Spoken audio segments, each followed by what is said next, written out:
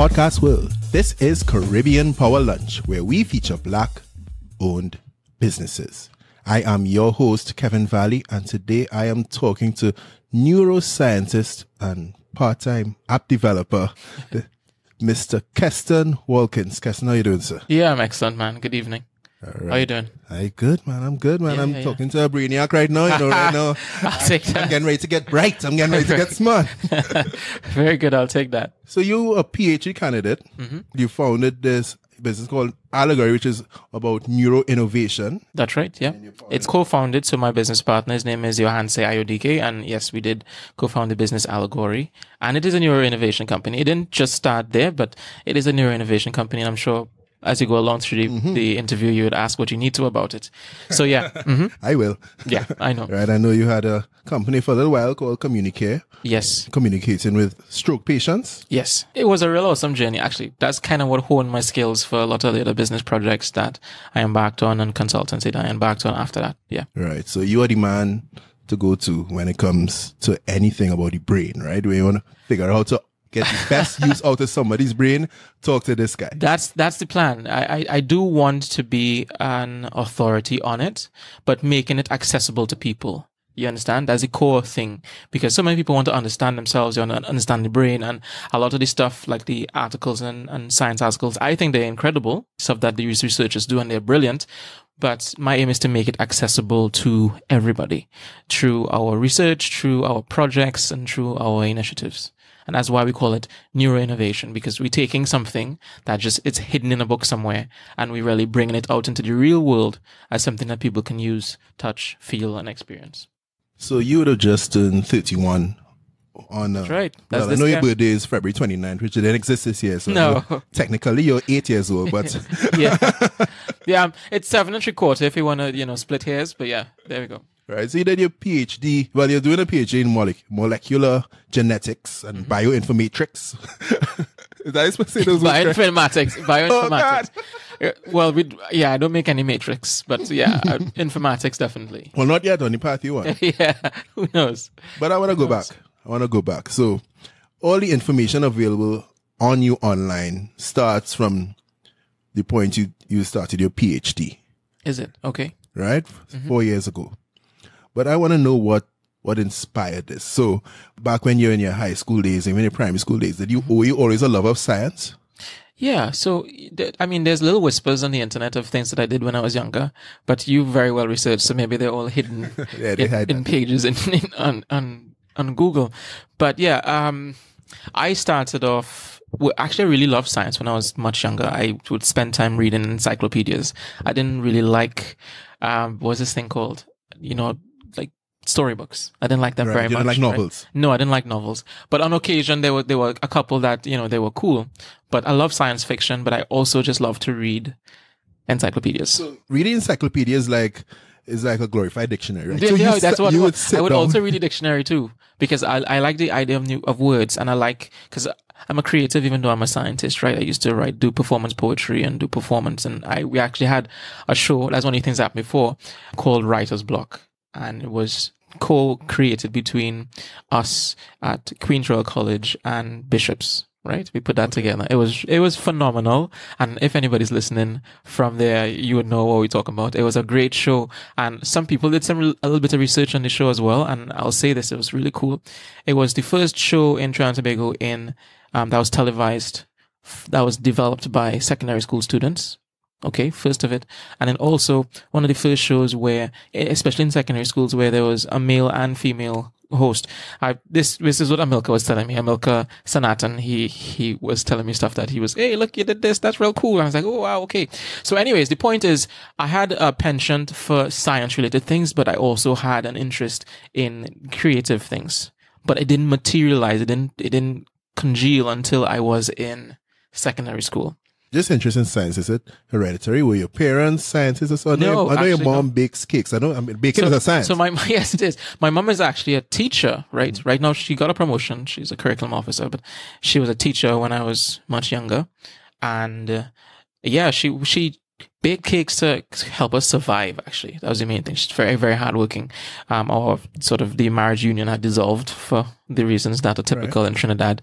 And, and anyways, that's what it was. And she took care of us, and she had to take extra jobs. So she became an excellent baker. And she used to do food and nutrition and also garment making. So she would sew as well. And that's how she took care of the family. Nobody in my family really had a science background. Seeing your mom go through that and seeing your mom in that state of, hey, I have to do this to support my family, does that propel your ambition in some way? Yeah, in many ways. In some ways, I think that are so subtle I haven't even realized yet. I think one of the things for sure was that she was very hardworking, and she would exchange her sleep for our survival. And I think that was one of the key things that I understood. Now I have a true value for sleep, right? Yeah. But it really taught me if you really want to make something great in your world, you have to sacrifice time, and that's what life is made of, right? And unfortunately, we can only pinch pieces off where we can, because we only have 24 in a day, and a third of it, if you sleep well, is what you use for sleep. So we have to surrender, in some cases, the sleep that we get in order to get the things that we want.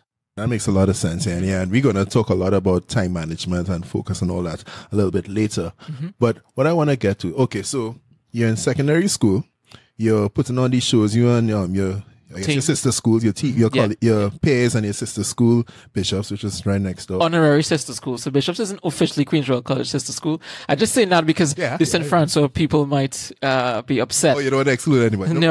No, but we all know, and I submit this, obviously, with not minding the terrible scrutiny I will receive, that Bishop's Anstey is really our sister school in heart. All right, so we get through there, and you end up in London. Yes, I went to school at the University of Sussex in Brighton, England, where I studied medical neuroscience, and it was probably one of the best periods in my life. Brighton is a real weird, quirky city. It was amazing. I think the last time that I went to visit, I think it was like a year or two ago, and this guy comes out in a wedding dress with a dildo strapped to his head. And I just thought, look at that, this welcome. I'm back in Brighton again. Wow. Home sweet home type thing. It's not because dildos and wedding dresses are common. It's just this city is very free and very permissive of you being who you want to be. And I think that was an important exodus for me in my life, because I had to leave Trinidad, obviously, to go there to study. But I was going there and I was finally being able to be who I wanted to be. You understand? Because in Trinidad, there's a lot of pressure for people to be one thing or the other, and that's typical of small island states. There's so much pressure to become this or to become that, and that isn't the case in larger cities. That isn't the case in the Western world and other places. So for me, that was a really important part of my development. I could eat ice cream for breakfast if I wanted to, not that I would. The interesting thing is that I still carried on with some of the cultural norms that I had before when I left, but at the same time, I was able to explore myself in all forms. Okay, so putting aside the this weird combination of creativity with a wedding dress and a dildo, and my neighbor's car alarm. So medical neuroscience. Yes, medical neuroscience. Because I mean, most people here in the Caribbean, when they do well in science in the secondary school, they go to med school, the straight med school. They want to be a doctor, they want to be a surgeon, whatever it is. You already decided what's going on. I want to work on the brain. Yeah, I didn't want to do medicine. I really loved the brain. I was very, very fascinated with it.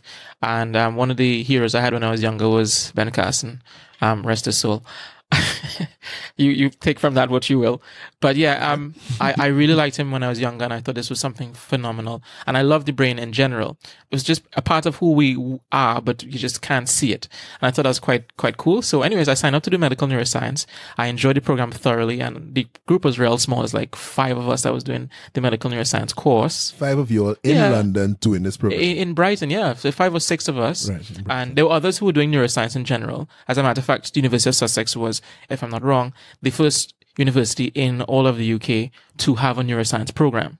Okay. Right? So the program has a pedigree, and I was really happy to be there. I didn't find out that until I went there, but it was quite cool. You go from that, so we spent some years there, right? And then is it right after that you decided, hey, what's going on? I'm going to do my Ph.D. because I just love studying this so much. I came back to Trinidad. I actually wanted to come back home. I didn't go to my graduation because I really, really find ceremonies long and annoying. right? So I didn't want to go to graduation. And I came back, and then I was real fortunate to get a job in neuroscience, doing research at the University of the West Indies in Faculty of Medical Sciences with Professor Jonas Adai.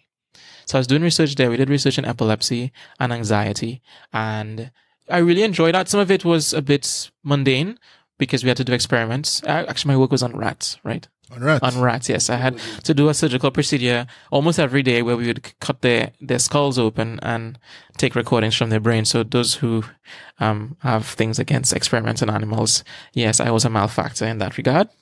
But I learned a lot. Yeah, what did you learn from these rats? Yeah. So a few things. One is that you need to have steady hands if you're doing surgeries. So big respect to all the surgeons who are listening, and big respect to surgeons in the world, because big respect. Anyways, the other one is we gave them some drugs in some cases, and then we gave them some plant extracts in other cases, and we were looking at how that affected brain activity, but also how it affected their behavior. So part of it was done on the bench. When I say on the bench, on the surgical bed, and then others were done with like behavioral lab things. That for me was quite good, but I do want to take a step back to university, because you hold all the things I've done so far and you think, oh wow, that's real awesome. Ooh, has he had any struggles? But I've had many. And when I was at university, I didn't even have enough money to go to university, and I told everybody I'd just go in, right? And people was like, you're going to fail. They didn't tell me that. They told my mother that, so she had to shoulder a lot of that. Told your mother that you're going to fail? Yeah, it's like, why are you going away to study with no money? And obviously I do agree it's quite the curious, possibly crazy thing to do, but I did, and I got a lot of support from people in Trinidad, like Wendell Warren, and they even Brother Resistance, Mongol Patasa, Ryzon. Lots of awesome people contributed their time and energy to help me to go to university. And I've not covered the whole list. So if your name's missing, it's gone from me right now. But yeah. So anyways, when I was there, I had to learn how to survive. I got a job working in a Levi's store, and I would work there during the summers, and I'd work there during the term. I didn't actually want to do a job because I didn't want to do what I was calling a may I help you job.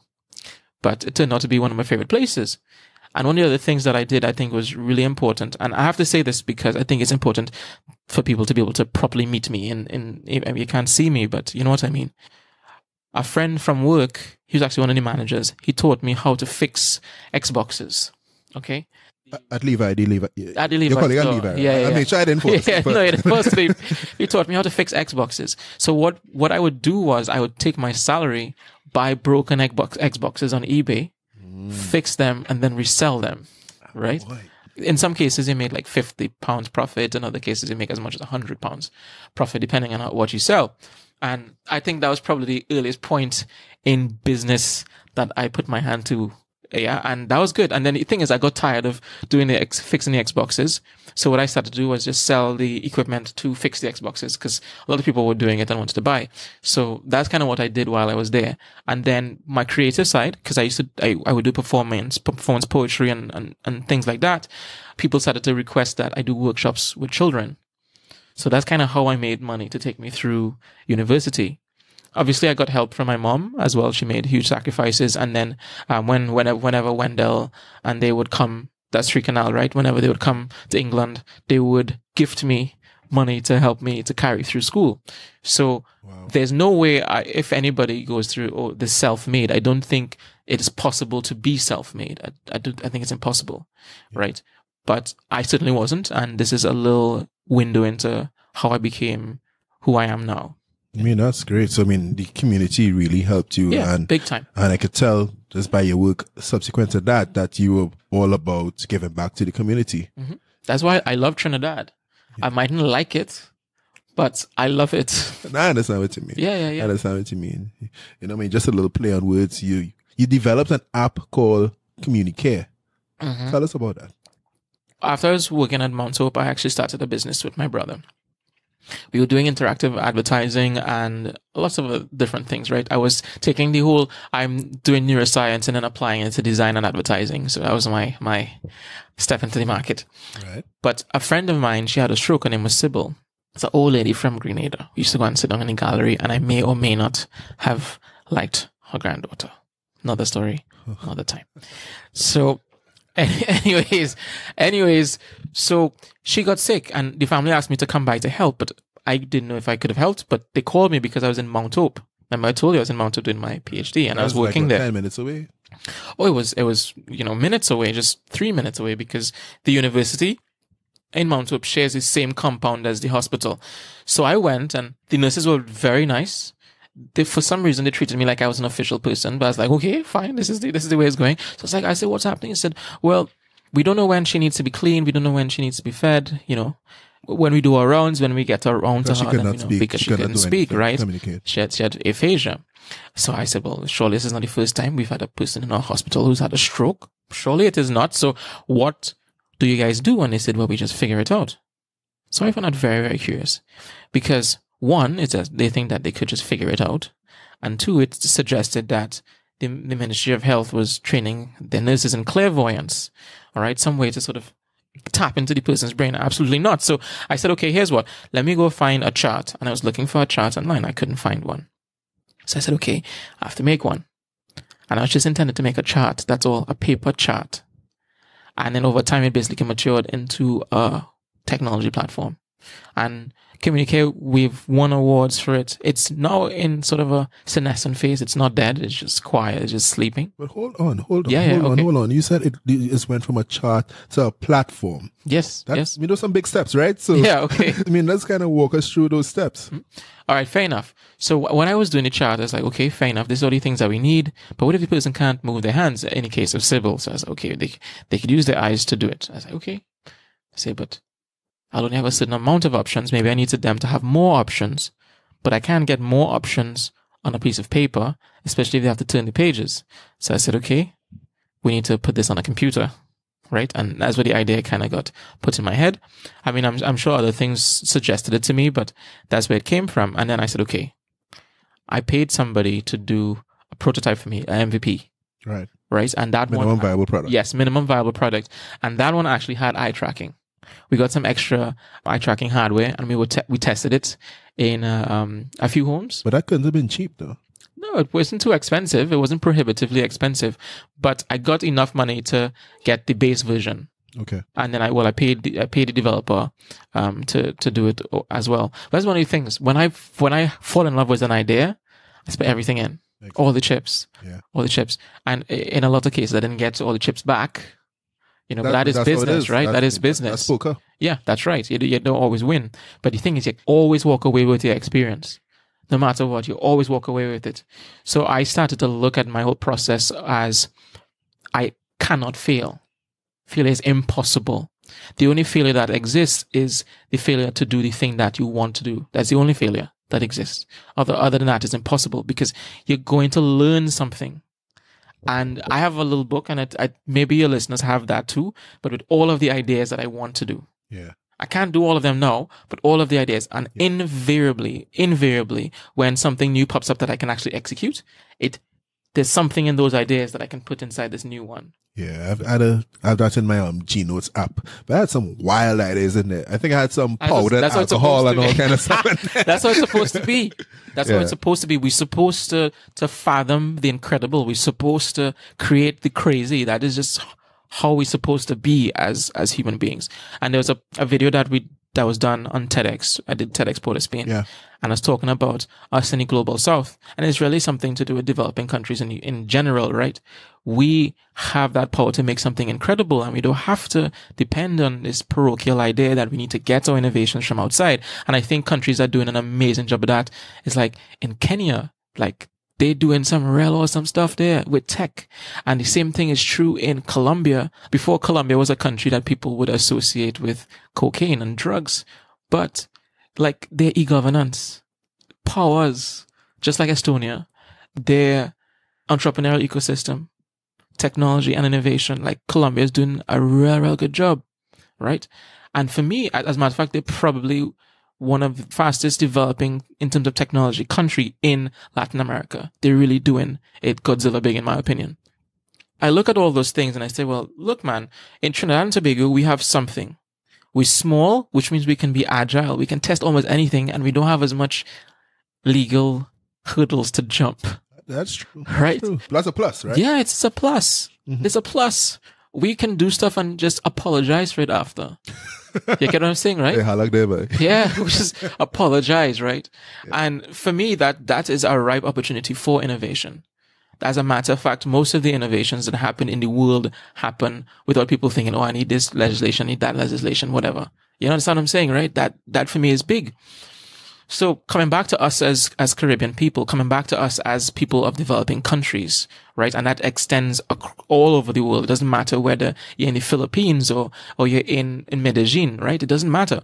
It is that we can create the incredible. As a matter of fact, that is what we are supposed to do. We are supposed to create the incredible. We're supposed to look outside, see what is done, and then take that, abstract that, convert it, create it, and change it into something that is ours, something that is incredible. I'll give you a real good example. Real basic, and it sounds very silly. It might sound silly. The wheel has been created, it's millennia, hundreds, thousands, possibly millions. Some people would say years, but the point is millennia. Right. The bag is something that's been around for probably just as long, but it's only last couple hundred years that we decide to put the two things together, and that's hand luggage or luggage. You get what I'm saying? Yeah. And so there's all these little things that might seem inane that sort of littered around the planet in books or wherever it is, that all you have to do is put them together and you can make something that's excellent, make something that's incredible. And that's what we intended to do with CommuniCare. That's exactly what we intended to do. Is like, okay, a communication chat, that's nothing new. Okay, but now we're taking it at another level where you're basically making communication accessible for the infirmed. That's really the core of it, right? And it became something around care management, because we had a challenge even in Trinidad and in other parts. As a matter of fact, we had some people we were working with in Curacao and in Colombia. People want to take care of their family at home, but they have to hire help because they have to go to work, right? So how do you track your family at home, right? And that was the innovation that we were creating, as a value that we were creating. Okay, so you had the MVP done. Mm-hmm. What happened between then and getting it off the ground and launched and in the public domain and everything? Mm-hmm. A lot of storytelling. I try to explain. So I didn't have lots of money, but I learned something very, very powerful. Even if you don't have money, you have a story. And as a matter of fact, most times it's the story that is what makes the money. Yeah, right? That's it. So, that was a big thing for me. So I got invited to be part of a program in the US. It was done by the US State Department at the time, and that was the Young Leaders of the Americas initiative. Oh, right. Yes, I interviewed a guy who was part of that, Gregory Skeet from Barbados. Okay, you know Gregory? No, I don't know Gregory, but I know the name Skeet. Right. And Gregory is also familiar. I don't know Gregory Skeet, if that makes sense. Okay. Right. Okay, cool. Yeah, but a Bayesian guy. They have lots of Bayesian. Forgive me, Gregory Skeet, if I actually do know you and I can't remember you, right? Okay, right. Anyways. Shout out, Greg. Yeah.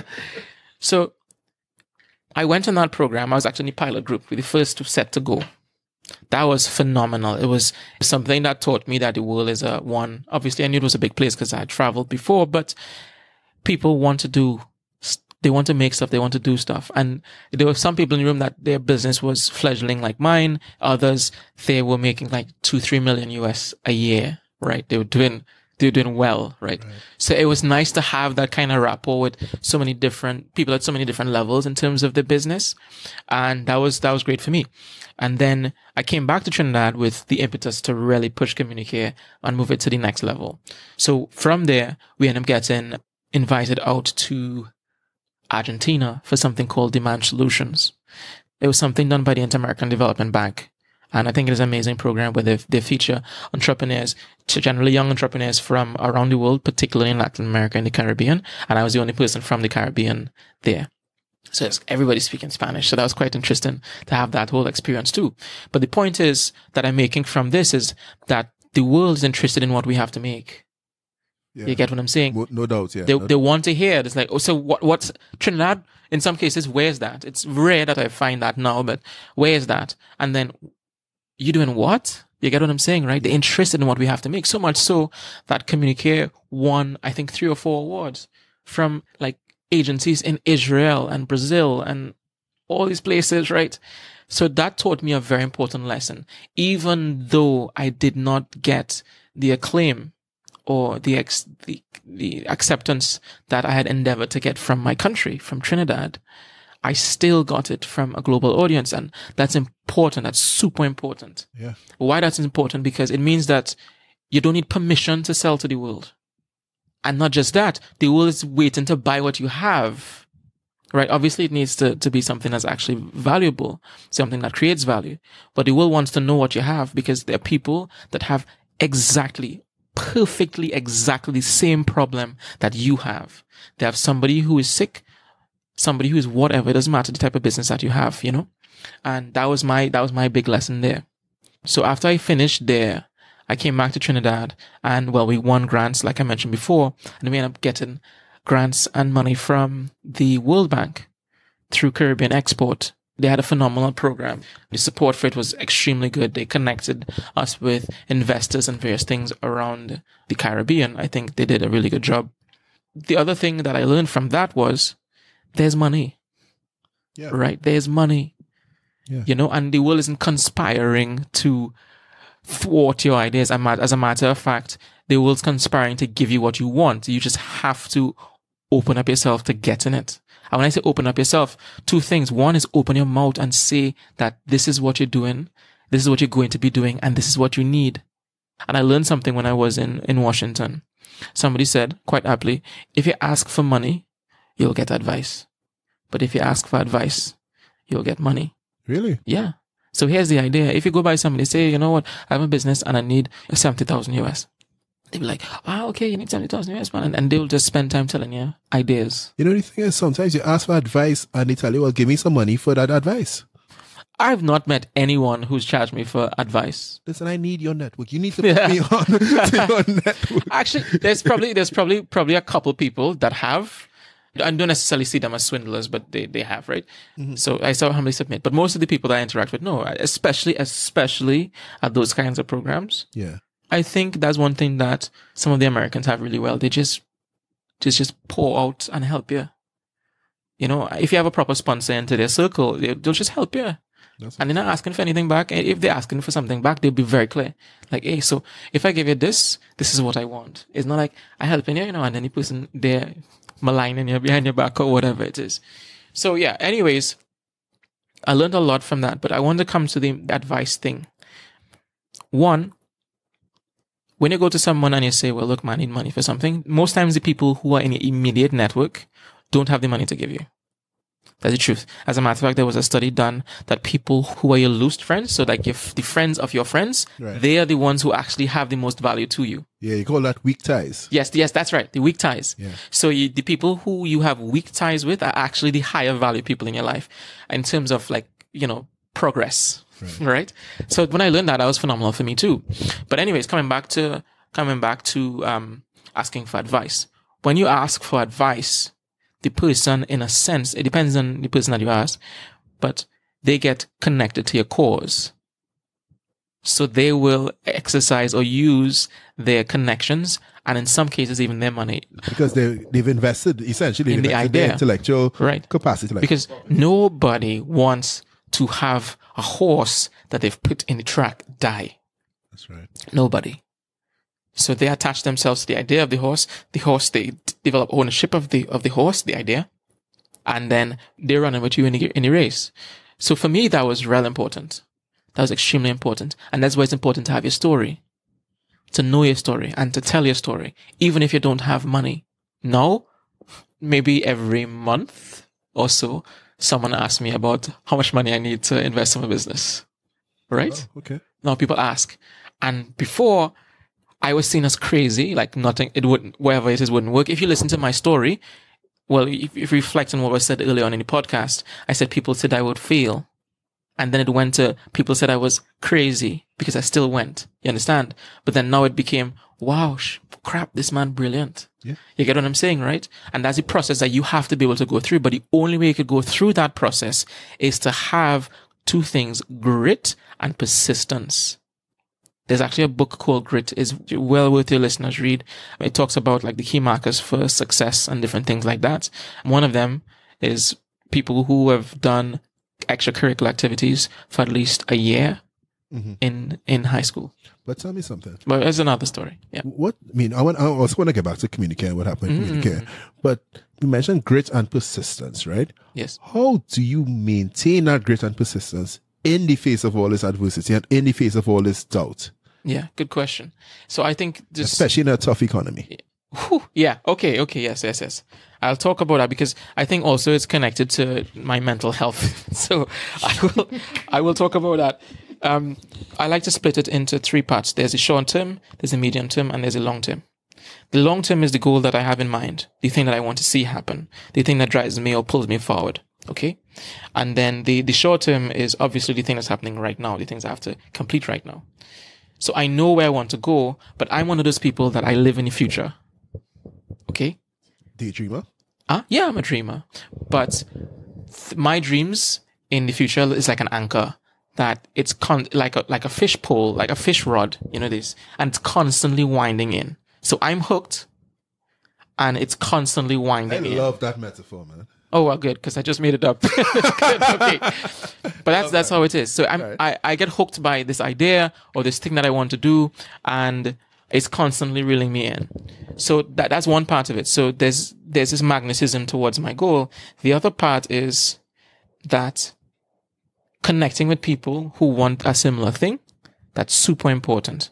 As a matter of fact, that is one of the fundamental things that we need as human beings, and that is society. We need that. So I connect with people who want something similar. That's short term. And in the medium, it's making alliances to execute that thing. So those people who there with me in the short, like the close, that's when I could tell them what's going on. They could tell me what they're doing, and I kind of feed off their energy or they feed off mine. But aligning with people to now execute, because you have to execute. There's no way that proverbial pole, metaphorical pole, can pull you forward if you don't execute. So I align with people, and I love making partnerships. I love making collaborations. I've seen the Americans, I've seen the British, I've seen the Latin Americans do that. And they have pages that is like replete with collaborators. And you think, how in the world these people do all this stuff? It's because they borrow and they lean on their partners. But that's not something that you find in a lot of small island states, especially small island states. And as a matter of fact, we even see that in the animal kingdom. Okay. Well, when the island's small, the animals tend to be smaller because the resources are less. But we don't follow the same rules as the animals. And I explain, because we have connections to outside. We can bring resources from outside. We can exchange ideas from outside. The animals don't have that ability. So we don't have to be protracted. We can actually grow even though we're in a small island state. We don't have to be protracted. We can grow even though we're in a developing country. Right? So I think that's real important, because in some countries, hopefully not your own, if you live in a small island state or, a young nation, people have what we call a crab in barrel kind of attitude, right? And I think the Western way of saying that is the culture of scarcity. Right. Yeah. But that's dangerous. As a matter of fact, our economic system is actually based on the principle that resources are infinite. Am I right or am I wrong? No, you're very right. Very right. It's based on resources are infinite. No, I don't necessarily agree with that paradigm, but it's useful. Okay, it's a useful paradigm, because if it's not infinite, it's nigh infinite. At least for you, like the difference between 1 and a trillion is so huge that it will feel like a big thing. It might feel it is not infinite, obviously, but it feels so desperate, so different, so huge, and that for me made me realize. That idea made me realize. Well, wait, now why is China sell in Trinidad alone? In Latin America and the Caribbean, we have literally over 500 million people. And if I sell everybody something for $1, if I just sell everybody something for $1, then, obviously that's not how it works, but you get what I'm saying, right? No, I mean, it could work like that, depending if you're selling something mass market, like, I don't know, soap. Yeah. But if you're selling... Or you sell half of them that for $2. It's kind of like that. Yeah, exactly.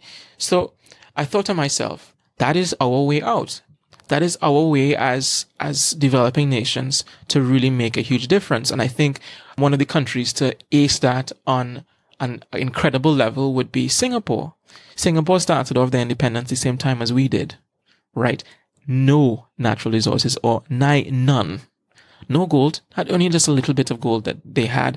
No oil, none of those things. But today, they're one of the financial capitals on the planet. when I say that, I mean PayPal, all those transactions pass through Singapore and they pinch a little piece. They now also do refining of gas, natural gas. And you think to yourself, but what they have there though? Nothing. There's a different mindset. So yeah, I mean, that's interesting, right? Yeah. And this segue has been going on for real long. Sorry. I love this segue. Okay. I love this segue because the governments in the Far East, they have a completely different mindset than the governments on the Western Hemisphere. And you were alluding to that. So I just want you to continue on that. So why is it that countries like Singapore and China and even India are able to be so successful compared to countries in the West where, you know, you're seeing the high debt and everything. Mm-hmm. I think it's because they've made generational wealth a form of nationalism. And I think that is what, I know, no way am I like a political scientist or anything like that, right? But I just observe, and with the little knowledge that I have, I realized that's one of the key things. They're playing the game for a long time as a contiguous, in terms of time, a continuous nation. China is one of the longest, right? And then you also have India is one of the longest, and they right now one of the fastest growing economies in the world, right? And you look at that and they understand the concept that they're playing for hundreds of years or thousands of years down the road. Exactly. That's how they play the game. While in smaller countries, especially ones that have gotten independence just fresh, like us, so just over 50 years, you know, between 50 and 60 years. And you think, well, no, we don't understand that. So when we play the game, we play in the game, one, if at the lowest level for ourselves from month to month. Okay? You know, you're now in the middle class, so you're now starting to play the game for your children. But that's not how they play the game. That's not how they play the game. Their time is, okay, this is my piece, and my children will take this piece, and my children will take this piece. But in the West, they have very, very strong individualism. It is not how the other nations in the Far West, and even nations nearby, a good example would be Cuba to some degree, right? They have a more nationalistic way of looking at things. It's the whole, right? And they live obviously very different from the way they live in the West. So anyways, the point I'm getting at, that's one of the things that has stood in our way. That is who we are. So it's not something that we could escape. But it's not necessarily something that we have to live by that dogma.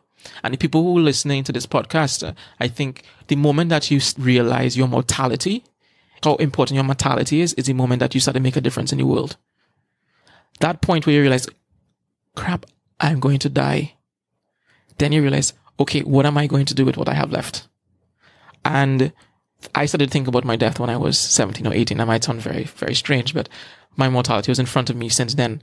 And it was something that made me think a lot. As a matter of fact, I don't necessarily live my life in a constant fear of passing, but I live my life as in, okay, I don't have much time left, so let's see what I'm going to do with the time that I have. And it's not frantic, it's not feverish, it's actually deliberate. Sounds clinical. Yeah, to some degree. I mean, obviously, you know, I run naked in the wind, you know, ever so often. Metaphorically, yes. God, no. No. But you get my point. Yeah. Right? So yeah. So anyways, you get what I'm saying. We have a different culture, and the nationalism and the idea of generational wealth is something that is kind of lacking on this side of the pond. So, segue aside, that was a nice 20-minute segue, but Was you know, pulling all the way back to CommuniCare, you had that going, you had international recognition and everything, you're getting some traction, but then something happened, and you had to kind of transition out of that. Yes, into Allegori. Yeah. So good, because that also is connected to mental health. We've covered a lot of things, right? I went through a serious phase of depression. Like, I wasn't eating. I just apathy, which is typical. I would never really thought about suicide. I didn't have suicidal thoughts or anything like that, but I just drained and consumed.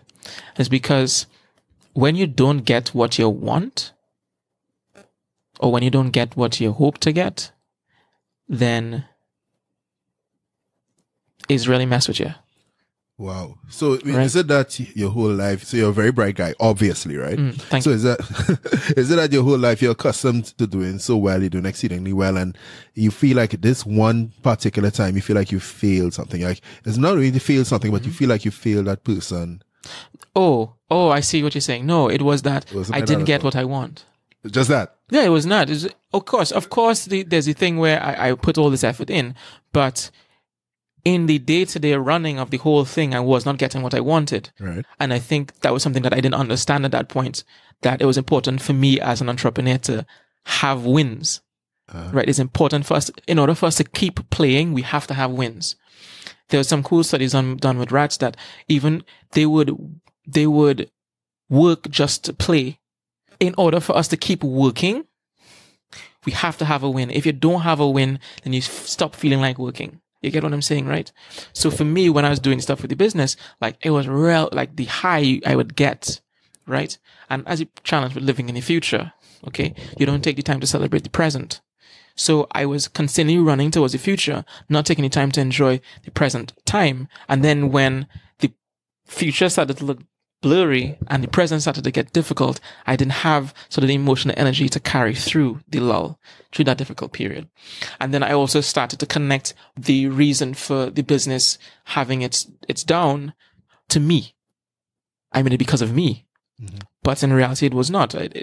Your business not doing well, of course, your effort has a part to play in the whole thing, but your business is not you. It's something, it might be an extension of you, but it is not you.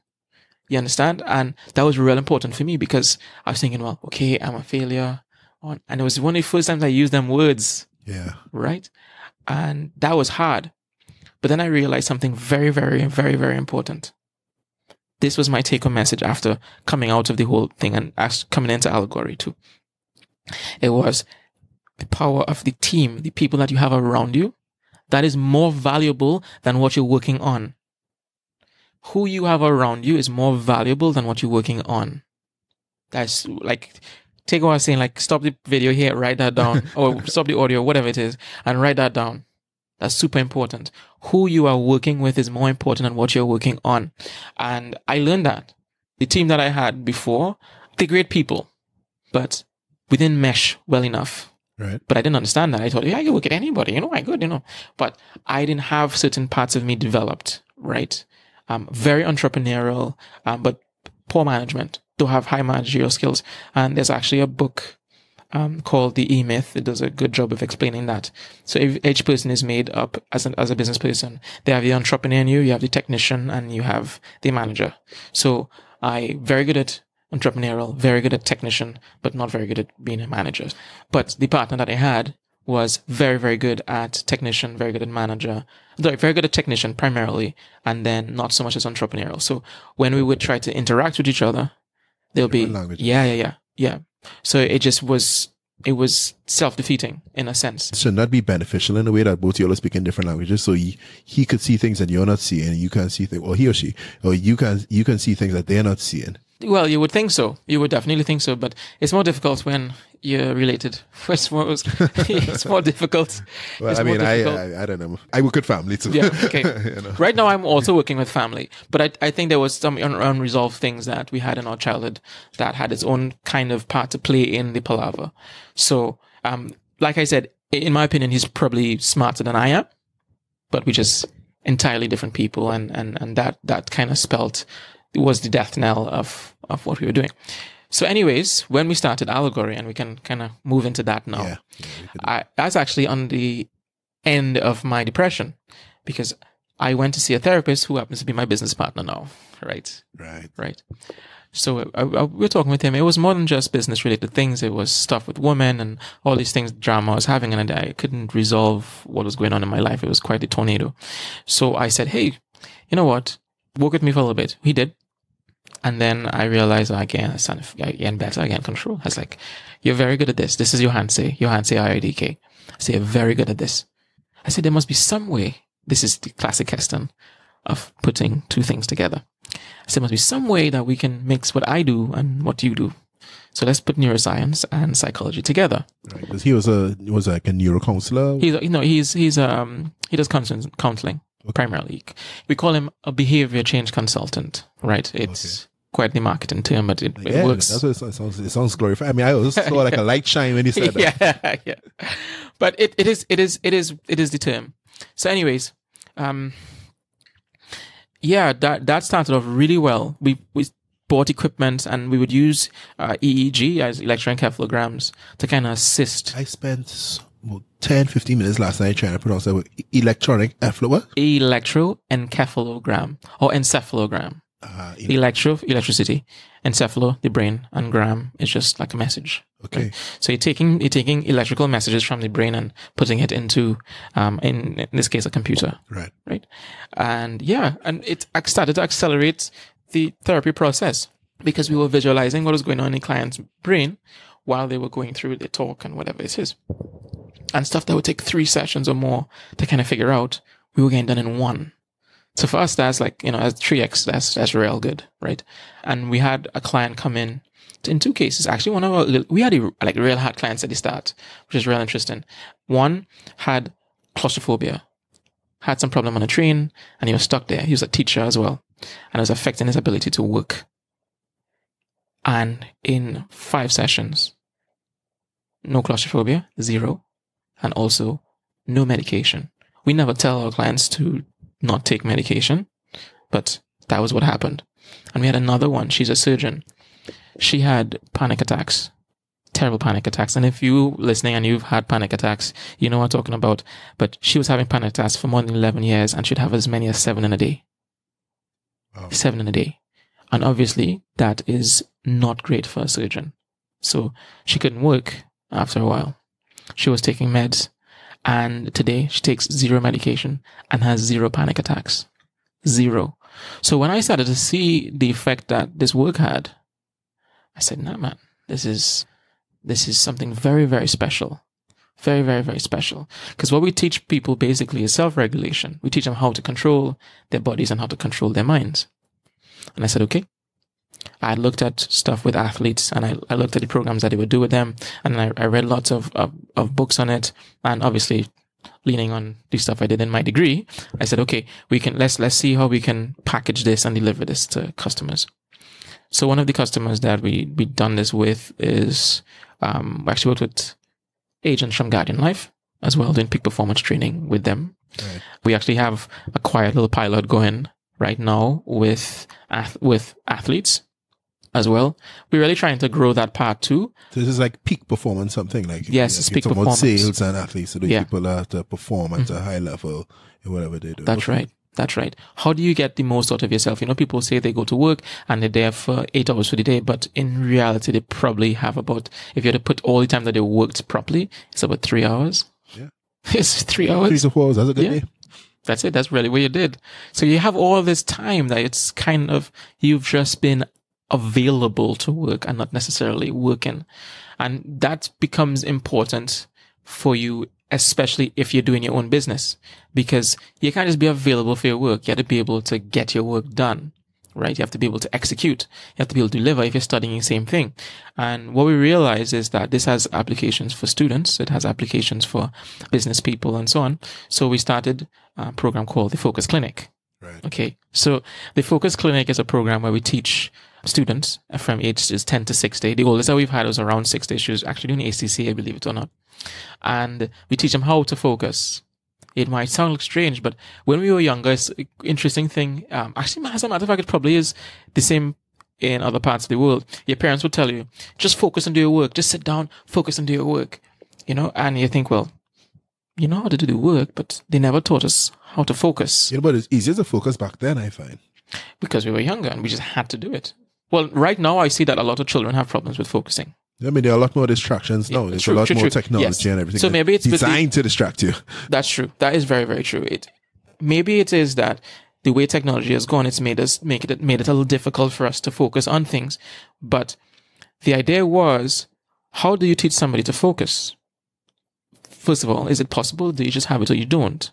But what we realize is that your brain has a particular way that it behaves when it's focused, when it's single in purpose.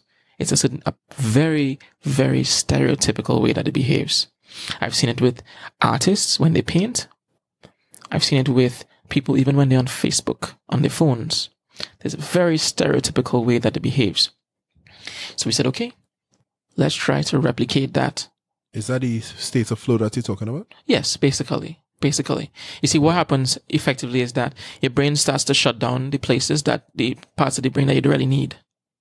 So you ever was in your zone, like your real, as you say, state of flow. Right. And you look up and then a whole hour passed and then realize an hour passed. Yeah, you didn't eat lunch, you didn't do anything, but well, for me to be like the Excel sheet is done, the report is done, you're feeling good. Mm-hmm. But yeah, I know what you mean. And that your brain is in a very specific state when it's doing that. And it happens with athletes, it happens with students, it happens with adults.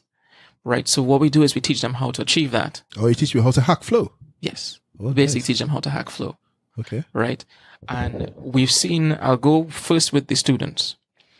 The biggest difference that we've seen during the focus clinic is 68% increase in her grades. That's one girl. 68%. So she was getting around like 30 marks for one of the classes and she started to get 45, 50. And then another one was, the lowest was with her was 55. So 55%. 55% increase in her grades. And the other one was 65% increase. And for us, that was a big thing because first of all, we had just piloted the program and we now open it up to the public. And we now got a chance to really look at how it affected like the grades. We started also to record the data from all of the sessions so that we can go back and study the data afterward. And that's super important for us too. And I said, okay, I wonder if it happened like that for other students. We didn't just see increased grades, and all the students had improvements in their grades. And this is a non-academic program, right? All of them had improvements in their grades. Not just that.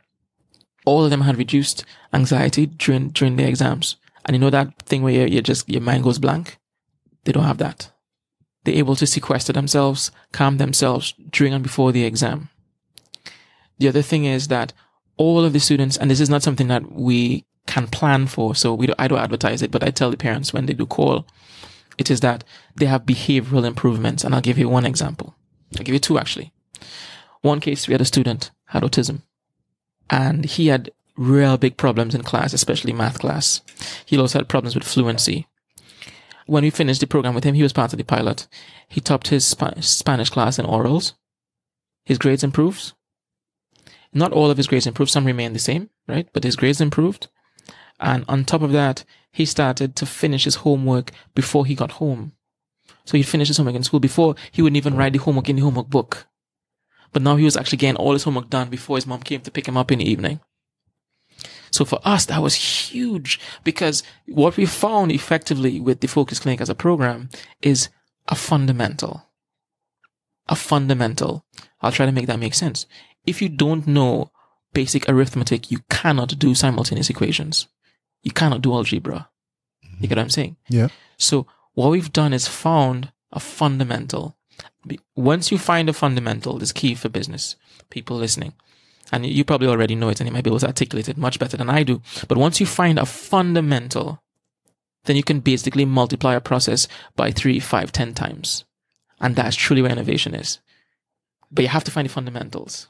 Just the other day when I was in Toronto, I spoke to Dr. Keita Deming. You know Keita because you did a TEDx talk. Keita is the guy behind TEDx Sport of Spain. And he was talking about the innovative process. He was likening it to the process of learning salsa. And he was saying that once you know the basic moves and you have enough moves in your arsenal, you're able to pivot and use certain maneuvers, whatever maneuvers is in your arsenal to recover from whatever, it may be a miss a beat or whatever it is. Yeah, and that's resonant with what I'm saying. Yeah. Because once you have those fundamentals, or once you find those fundamentals, that will have a huge, powerful result. So if you're thinking about your business today or whatever it is, one, think about what is the core thing that you're influencing. What is the core problem? What's the center of it? Of course, there's some, you have to build the parachute as you're going in, right? But you have to look at the process, separate it, distill it as far as you can, and obviously go test. That's one thing that we learned during this entire program, that the fundamental that we found or that we changed was self-regulation. That's the core. That's it. That's what you teach at the Focus Clinic? Yes, effective. We do drills. We do lots and lots of drills. So we simulate difficulties that you'll meet in the real world. Basic ones is reading. They have to be able to regulate themselves while they're doing cognitive tasks. So it's kind of like we teach them how to achieve a yogic state, like when you're doing meditation, but you have to be able to work at the same time. How do you work and do yoga at the same time? It's not exactly yoga, but the point is they're maintaining a particular mental state while actually delivering work while under cognitive load. And that for us was incredible. But the most powerful part of it is that by the end of the course, their brain does it for them automatically. So they don't have to think about it. I noticed that first with the people who did the peak performance training for the salespeople. The people who learned the techniques, they did automatically, and they could sense that the brain was doing it for them. It's like, I didn't do it. All I know is feeling like my brain was doing it for me.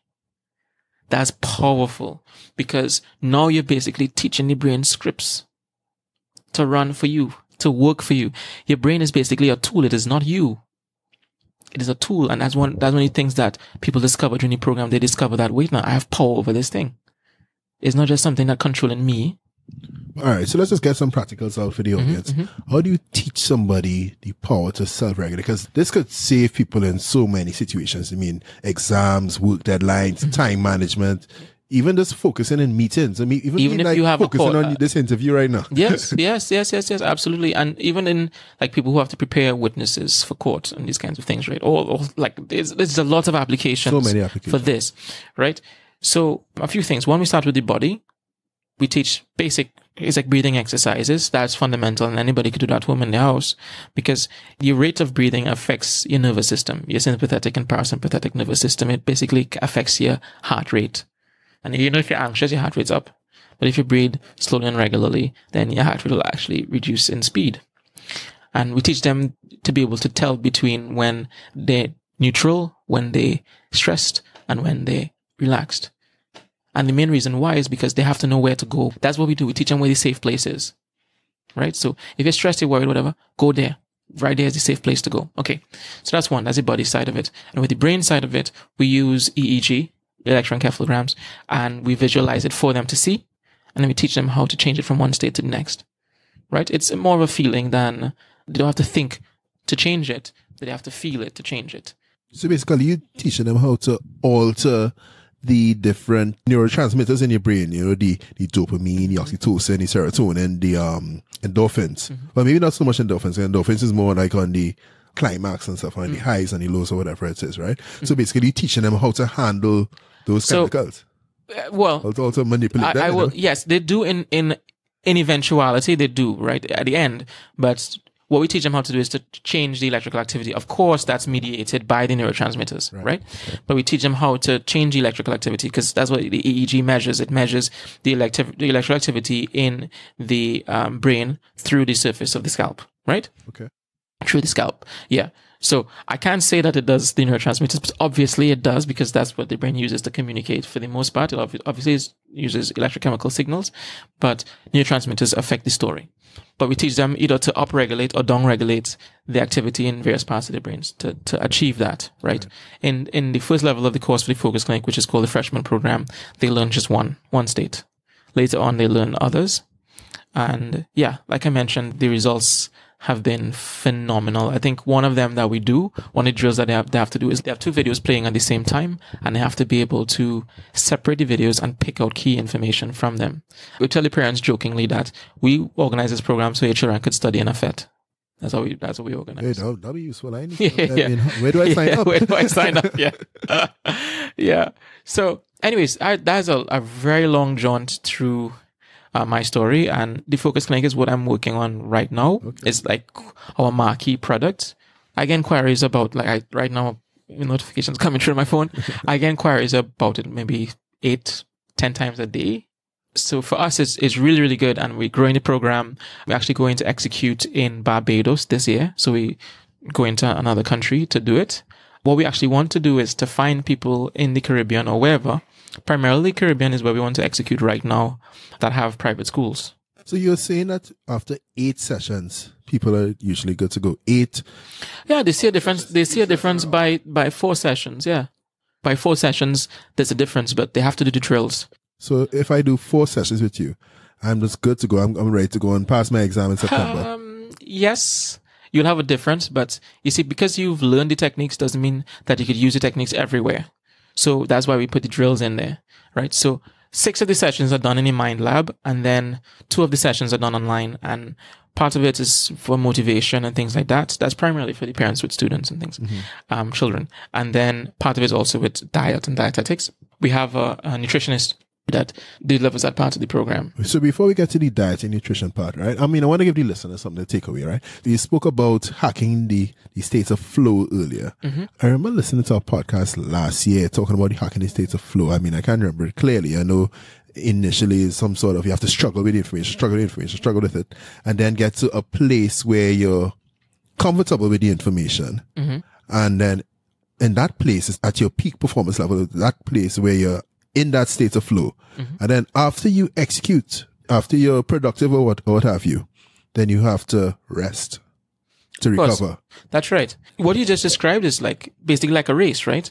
When you go out on the track, I'm not an athlete, but I understand the basic principles. You go out on the track and then you run, obviously, let's say it's 100 meters. Generally speaking, you go as fast as you can for the 100 meters. If it's 400 meters, then you pace yourself along and you push yourself at the end, or if it's 800, basically. So the idea is that you need to know when to peak. You understand? You need to know when to peak. But most people, especially ones who come to the focus clinic, their brain has not rested in years. They don't know what their brain feels like when it's calm, so their brain always peaking. It's always trying to, like, they always like this. So somebody passed in the corridor, they have to stare at the window. When they read, when they have their notes, and you will know if you have difficulty focusing, I'm going to say this one. You're reading a paragraph and you keep having to go back and read over the paragraph again. I have and again. difficulty focusing. And again. Yes. Well, you got to come and check us. That's what you have to do. And yeah, so they need to know when to peak. Because if you know when to peak and also you know when to rest, then you basically have the formula for progress. This is what it is in the gym. You work out hard, then you go and sleep. That's the principle. You know, sleep management is really trending nowadays, you know. Back in the day, people would be glorified and praised. Hey, you did an all-nighter. Yeah, man, you're a rock star. You're awesome. Now, you tell somebody you do an all-nighter. What are you doing? Are you crazy? No, I'm with that camp that says all-nighters are unwise. Because we need sleep as human beings, right? We need sleep for repair for the bodies, all your muscles and all these kinds of things. As a matter of fact, most of the healing process, when I say most, like probably 70 to 80% of the healing process is actually done while you're unconscious. Okay? And the same is true for your memory consolidation. Your memories get consolidated when you sleep. So some people decide to stay up whole night and study, and then they go the next day and they examine your blank. You're blank because nothing stuck to the canvas. You went in and you studied, you did all your hours, great, but you didn't take the plastic off the canvas. That's basically what happened. So what we do at the highest level of the program, that's the Olympian level, is we teach people how to put themselves to sleep on command, right? Obviously, it's not like you're snapping and you're unconscious like hypnotism, but we teach them how to put themselves to sleep, right? Because some adults, I have a problem with that sometimes too, is that we don't put ourselves to sleep, we fall asleep. You understand? So our body just gives up on being awake. Kheston, how the hell do you put yourself to sleep? I would love to know. If I could learn one thing today, it would be put myself to sleep. How do you put yourself to sleep? Well, you have to come and check us for that. Because the thing is, when you go to bed, it's like and we were talking about this earlier, all your demons come rushing to you. It's like, oh my God, I did not reply to that email. Oh my God, I forgot to do this. Oh my God, this and that. You know? So how do you, I don't want to say exercise those demons. How do you ignore those demons? I'll explain a little bit. Put your mind at rest. Right? Well, obviously you have to come check us, right? And that's a shameless plug. But we come in and you'll have to come in. Yeah, but I'll explain. So first of all, the prefrontal cortex is responsible for executive function, decision making, and also something called task switching. And oftentimes the people that come to the program, they have a dysregulation of the activity there. By that I mean it's higher than it should be. So their brain's constantly like doing this, right? But that's important for us as human beings for our survival, because if you're in the safari or you're driving on the road, you want to be able to attend to what's going on around you. That's very, very important. But it's not necessarily expedient in every single scenario in our lives. So what we teach them to do is to downregulate it. Because if you're downregulated, if it's responsible for task switching, that means it does not switch as readily. So the threshold for switching becomes higher, which means when you lay down in bed and you sleep, you don't have this kind of lily pot jumping from thought to thought type thing, right? I don't know if lilliput is a word. You know the thing, they are thinking about a pond and then you have these little leaves on it. Frogs, I don't know. Leapfrogs, yeah, okay, let's fine, whatever. So anyways, the point is you don't have that jumping from thought to thought. Right. Because jumping from thought to thought is you basically have these images or these feelings that just pop up in your head and then you grab that one. And then you grab the next one. Yeah. And then you grab the next one. But when you use the techniques, you actually prevent yourself from jumping across. Yeah. And the other thing, when you down-regulate some of the different waves that are being produced in the brain, you actually permit some of the other waves that are important, like delta waves. You permit that to rise. And when you permit that to rise, you... So I'm just over here pretending I know what delta waves are. Well, yeah, I didn't want to make everything super technical, but that's what we do. We teach you how to control the different waves in your brain. Okay. We also mentioned diet and nutrition. Now, I listened to another podcast. I listened to a lot of podcasts, obviously. Yeah. And they spoke about brain food. So they mentioned avocados, almonds, blueberries, dark chocolate, and all these things. So do you subscribe to that belief? Or like when you speak about diet and nutrition for a healthy mind, what are you referring to? So first of all, I lean heavily on a nutritionist who's on the team. Her name is Kheston Church.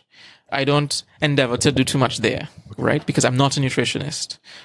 But that being said, there are things that we can do in terms of how we eat and drink that would really, really help our brains. A key one is being hydrated.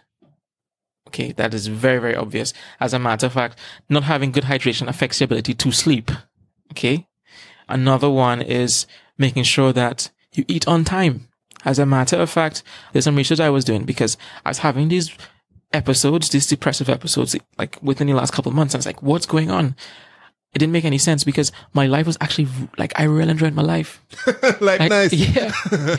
I don't have all the money that I want, but I'm so enjoying what I do. I get up every day and I'm fulfilled. I'm really enjoying my life. And I was feeling low and I said, I don't understand what's going on. I don't understand what's going on.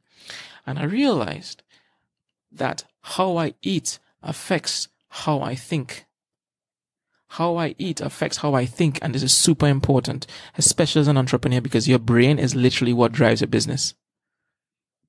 So, one, I realized that your gut flora, or the bacteria in your gut, affects your mental health. Now, that might seem a bit, what is the word I want to say, stretched, but I'll explain. Your gut flora is basically the bacteria that's inside your gut, right? If you have probiotics and you have healthy gut flora, what you basically do is permit the absorption of tryptophan into your bloodstream and permit the production of other things that are precursors to serotonin. And if you know what serotonin is, it's responsible for mood regulation and also good mood. But guess what? There was some work that was done that suggested that up to 80% of your serotonin levels in your brain, in your body for that matter, is as a result of healthy gut flora. 80%. You get what I'm saying there, right? Yeah, that's a lot. That's a big It means your mental health in a lot of ways is connected to your gut health. So we need those probiotics. You need the probiotics. But here's the thing. I wasn't sure, but I said, okay, let me give it a try, right? And it's possible that it's placebic, but I have not had the rumination since. I went and I bought 2 days supply of, because that's what the pharmacist recommended. I bought 2 days supply of probiotics. Then I changed my diet from being a lot of flesh foods. I still eat meat on occasion, but I stopped eating as much and I started to have food that had more fiber in it. They also gave me a Nexium because I feel like stomach discomfort. As soon as I took the Nexium, I stopped having the ruminations. But before that, the day before, I took ginkgo and vitamin B because that's real good for your brain now. Right. And the ruminations went away when I took that, but then it came back. And then I thought, this is strange. Okay, maybe it's not that. Because I was taking multivitamins, I thought maybe I was low on something. And then I decided, okay, here's what I'm going to do. Go to the pharmacist, tell him the problem, and I'm going to take what he tells me to take. So I don't necessarily believe in taking lots of drugs, but I wanted to experiment with myself safely. So I don't believe in taking drugs, but I wanted to experiment. Yeah. So I took the Nexium. When I took the Nexium, and if you know what Nexium is for, it's an anti-inflammatory, and it's really for people who have acid reflux, right? Okay. That's what it's for. But when I took it, within 20 minutes, I stopped having the ruminations. So I was like, why does something in just a tablet that helps settle my stomach stop me from having ruminations? That doesn't make any sense. So I said, fine. The Nexium wore off, and then I started to get my ruminations again. So I said, okay, that's weird. So then I took the probiotics. When I took the probiotics, over the course of the next 2 days, I stopped having the ruminations. I also started to eat more bananas and other kinds of healthy food, and I stopped having it. So anyways, coming to the take-home message. The take-home message is this. How you eat affects your mind. That comfort food that you want, that KFC, it doesn't comfort you after you eat it. Listen, when I eat junk food, I just get bad dreams, you know? Yes, I get headaches and I get nightmares when I have really, really spicy food sometimes. Not all the time, but sometimes, yeah. No, it's a serious thing. Yeah. So the idea, and that's what we kind of work with, that's one of the key premises for us at the Focus Clinic and Allegori, it is that your mind and your body connected, and your mind and body converse with each other. So you think that is your woman, that you're studying at a bank and your heart hurting you and whatever it is, but guess what? Partner, it might just be that you're hungry or your gut flora in a mess. Now, I'm not saying that's what it is, but the idea is that you're made up of so many different things, so many different parts, that it would be remiss of you to just think that, oh God, I need to run back and get with her. No. It would be remiss for you to think that it's because of whatever and you need to take drugs for it. But in reality, a lot of it is that you just need to make sure your body is healthy.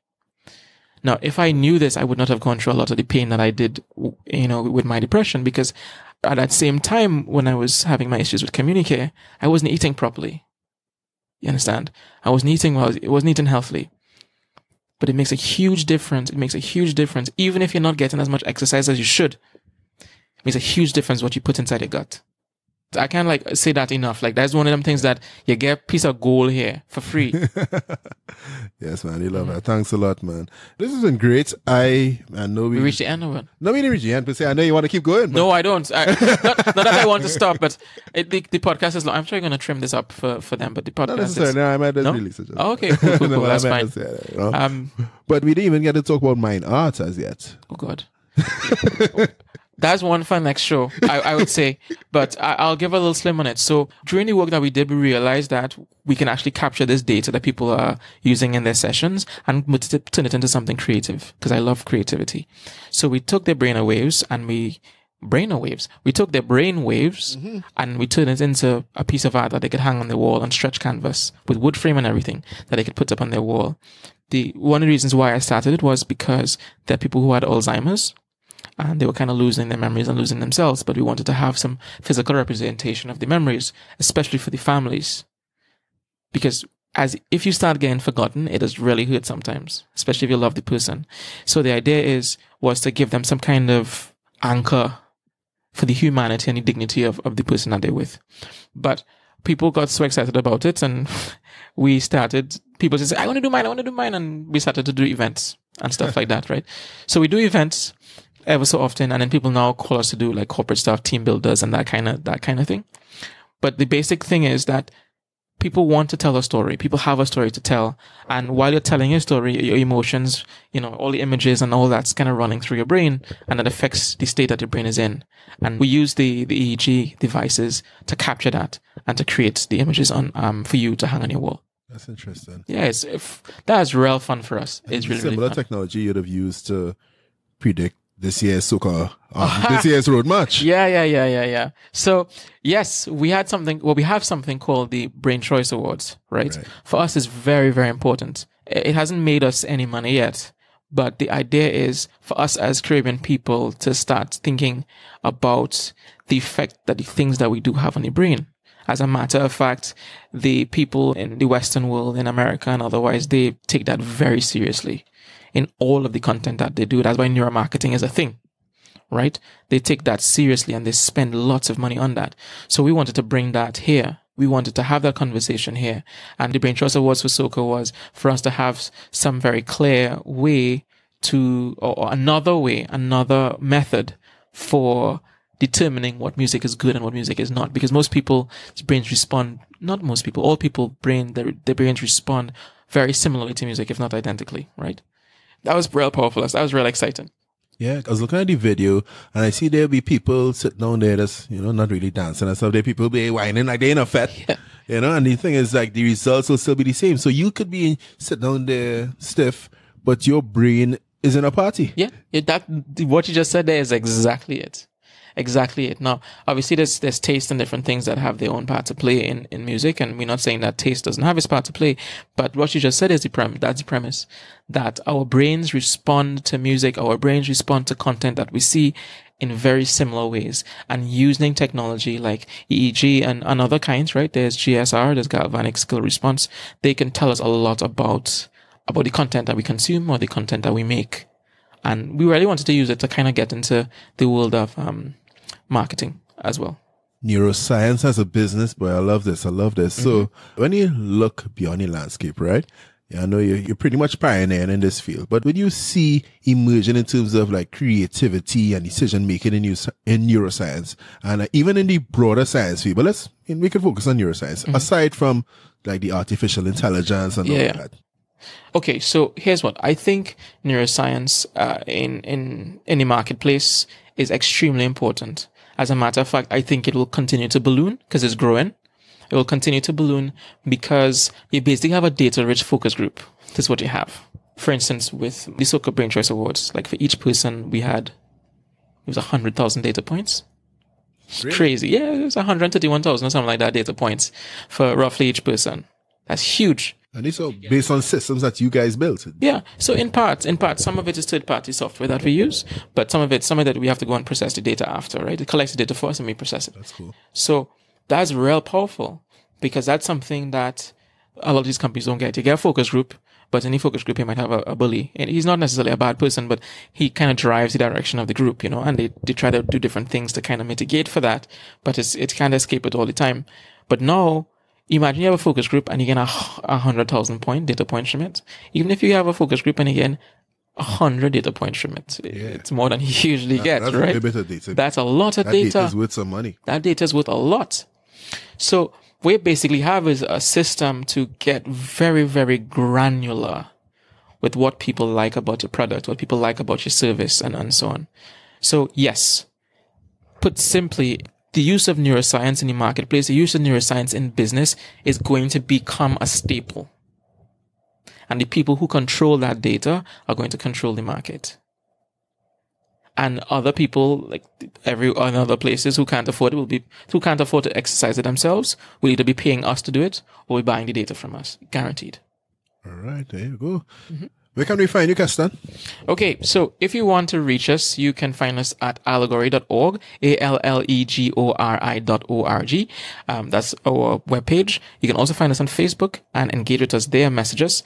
It's allegori, and you can find us on Facebook. We respond very quickly to messages. Most times I'm the one responding because I like to engage with customers and potential clients. People message us for collaborations and different things. So yeah, please feel free to message. What we're looking for right now in particular is to grow the focus clinic. So if you have a school, a private school, and you want to engage, by all means, reach out. We're interested. We're very, very interested in engaging like that. Yeah. Okay.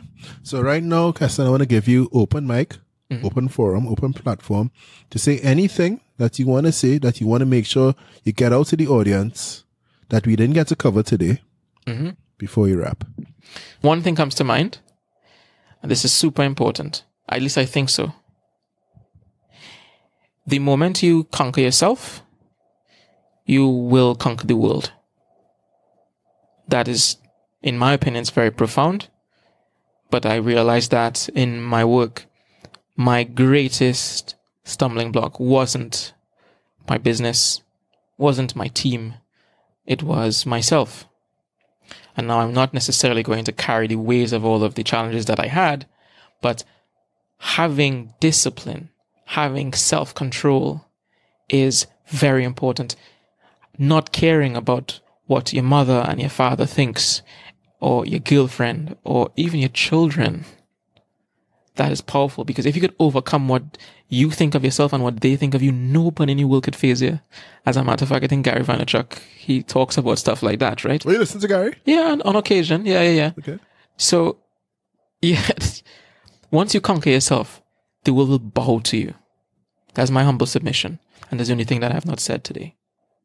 Podcast world, there you have it. Mastering Your Mind with Kheston Walkins. Subscribe to Caribbean Power Lunch at caribbeanpowerlunch.com/subscribe. Check us out on Castbox, Google Podcasts, Apple Podcasts, Stitcher, wherever you listen to your podcasts. And with that, podcast world, Kheston. Good night. Or goodbye. I don't know. We are out.